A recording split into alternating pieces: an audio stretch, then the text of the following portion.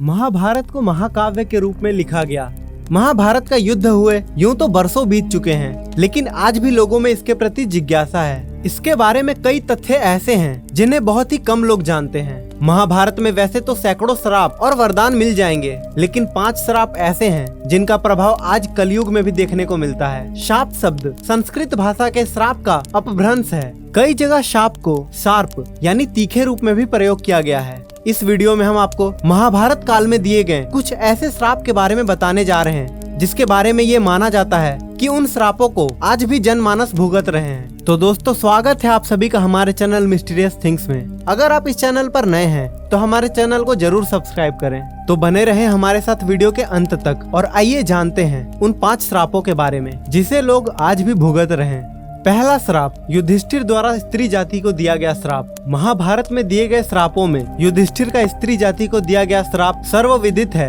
महाभारत में वर्णित कथा के अनुसार जब कुरुक्षेत्र के युद्ध के दौरान अर्जुन ने महारथी कर्ण का वध कर दिया, तब पांडवों की माता कुंती उसके शव के पास बैठकर विलाप करने लगी। यह देखकर पांडवों को बड़ा ही आश्चर्य हुआ कि आखिर ऐसा क्या बात है जो हमारी माता हमारे शत्रु के शव पर अपना आंसू बहा रही है। तब ज्येष्ठ पांडव युधिष्ठिर अपनी माता कुंती के पास गए और उन्होंने देवी कुंती से पूछा कि माता, क्या बात है जो आप हमारे सबसे बड़े शत्रु कर्ण के शव के पास विलाप कर रही हैं। तब देवी कुंती ने बताया कि पुत्रो, जिसे तुम अपना सबसे बड़ा शत्रु समझ रहे, वास्तव में वो तुम सभी का बड़ा भाई था। अपनी माता के मुख से ऐसी बातें सुनकर पांचों पांडव दुखी हो गए। फिर कुछ क्षण रुककर युधिष्ठिर अपनी माता कुंती से बोले, हे माते, ये बात तो आप सदा से जानती रही होंगी कि अंगराज कर्ण मेरे बड़े भाई थे। तब आपने हम लोगों को यह बात क्यों नहीं बताई? इतने दिनों तक ये बात आप छुपाकर क्यों रखी? आपके एक मौन ने हम सभी को अपने भाई का हत्यारा बना दिया। इसलिए मैं आज इस धर्म क्षेत्र कुरुक्षेत्र में सभी दिशाओं,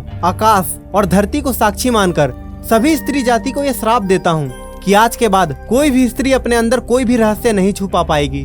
दूसरा श्राप श्रृंगी ऋषि का परीक्षित को श्राप। कथा के अनुसार 36 साल हस्तिनापुर पर राज करने के बाद जब पांडव द्रौपदी सहित स्वर्गलोक की ओर जाने लगे, तो उन्होंने अपना सारा राज्य अभिमन्यु के पुत्र परीक्षित के हाथों सौंप दिया। ऐसा माना जाता है कि राजा परीक्षित के शासन काल में भी हस्तिनापुर की सारी प्रजा युधिष्ठिर के शासन काल की तरह सुखी थी। परंतु कहते हैं ना कि होनी को कौन टाल सकता है। एक दिन राजा परीक्षित रोज की तरह वन में आखेट खेलने के लिए गए। तभी उन्हें वहाँ शमिक नाम के ऋषि दिखाई दिए। वे अपनी तपस्या में लीन थे तथा उन्होंने मौन व्रत धारण कर रखा था, परंतु ये बात राजा परीक्षित को मालूम नहीं था। इसलिए राजा परीक्षित ने कई बार ऋषि शमिक को आवाज लगाई, लेकिन उन्होंने अपना मौन धारण रखा। यह देखकर राजा परीक्षित को क्रोध आ गया और उन्होंने क्रोध में आकर ऋषि के गले में एक मरा हुआ सांप डाल दिया। उधर जब यह बात ऋषि शमिक के पुत्र श्रृंगी को पता चली, तो उन्होंने राजा परीक्षित को श्राप दिया कि आज से 7 दिन बाद राजा परीक्षित की मृत्यु तक्षक नाग से डसने से हो जाएगी।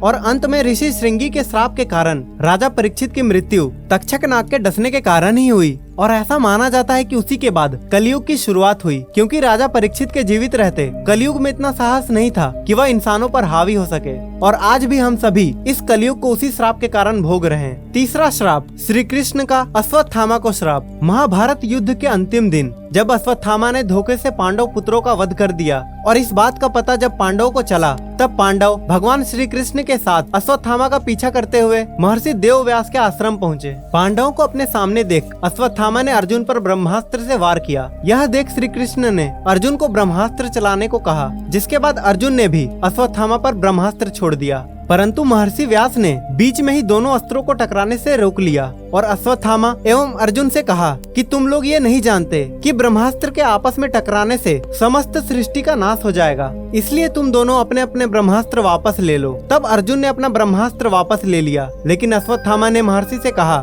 महर्षि, मेरे पिताजी ने इसे वापस लेने की विद्या नहीं सिखाई, इसलिए मैं इसे वापस नहीं ले सकता। और इसके बाद उसने ब्रह्मास्त्र की दिशा बदलकर अभिमन्यु की पत्नी उत्तरा के गर्भ की ओर कर दी। यह देख भगवान श्री कृष्ण ने अश्वत्थामा को श्राप दिया कि तुम 3000 वर्ष तक इस पृथ्वी पर भटकते रहोगे और किसी भी जगह किसी पुरुष के साथ तुम्हारी बातचीत नहीं हो सकेगी। तुम्हारे शरीर से पीप और लहू की गंध निकलेगी, इसलिए तुम मनुष्यों के बीच नहीं रह सकोगे, दुर्गम वन में ही पड़े रहोगे। और इसी कारण आज भी ये माना जाता है कि अश्वत्थामा अभी भी जीवित है। चौथा श्राप मांडव्य ऋषि का यमराज को श्राप। महाभारत में मांडव्य ऋषि का वर्णन आता है। एक बार राजा ने मूलवश न्याय में चूक कर दी और अपने सैनिकों को ऋषि मांडव्य को सूली पर चढ़ाने का आदेश दे दिया। परंतु जब बहुत लंबे समय तक भी सूली में लटकने पर ऋषि के प्राण नहीं गए तो राजा को अपनी भूल का एहसास हुआ तथा उन्होंने ऋषि मांडव्य को सूली से उतरवाया और अपनी गलती के लिए माफी मांगी।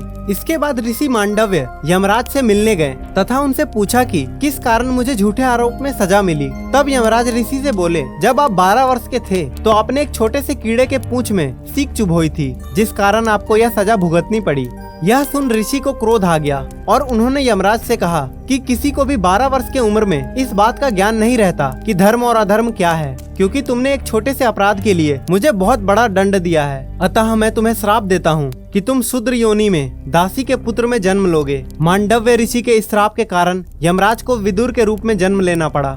5वां श्राप, अप्सरा उर्वशी का अर्जुन को श्राप। यह कथा उस समय की है जब 13 साल के वनवास के दौरान एक बार अर्जुन दिव्यास्त्र की खोज में स्वर्ग लोक गए। वहाँ उर्वशी नाम की एक अप्सरा उनके रूप और सौंदर्य को देखकर उन पर मोहित हो गई। फिर एक दिन उर्वशी ने अर्जुन को विवाह करने को कहा। तब अर्जुन ने उनसे कहा कि मैं आपको माता के समान मानता हूँ, इसलिए मैं आपसे विवाह नहीं कर सकता। इस बात पर उर्वशी क्रोधित हो गई तथा उसने अर्जुन से कहा कि तुम एक नपुंसक की तरह बात कर रहे हो, इसलिए मैं तुम्हें श्राप देती हूँ कि तुम आजीवन नपुंसक ही हो जाओ तथा स्त्रियों के बीच तुम्हें नर्तक बनकर रहना पड़े। यह बात सुनकर अर्जुन विचलित हो गए और फिर वो देवराज इंद्र के पास गए और उन्हें सारी बात बताई। उसके बाद देवराज इंद्र के कहने पर उर्वशी ने अपने श्राप की अवधि 1 साल के लिए सीमित कर दी। तब इंद्र ने अर्जुन को संवादना देते हुए कहा कि तुम्हें घबराने की जरूरत नहीं है। यह श्राप तुम्हारे वनवास के समय वरदान के रूप में काम करेगा और अज्ञातवास के समय तुम नर्तिका के वेश में कौरवों के नजरों से बचे रहोगे। इसी तरह के वीडियो के लिए आप हमारे चैनल मिस्टीरियस थिंग्स को सब्सक्राइब करें और बेल आइकन को प्रेस करना बिल्कुल ना भूलें। अगर वीडियो अच्छी लगी हो तो लाइक जरूर करें और कमेंट सेक्शन में जय श्री कृष्णा अवश्य लिखें। तो दोस्तों अभी के लिए अलविदा, जल्द ही मिलेंगे एक नई वीडियो के साथ।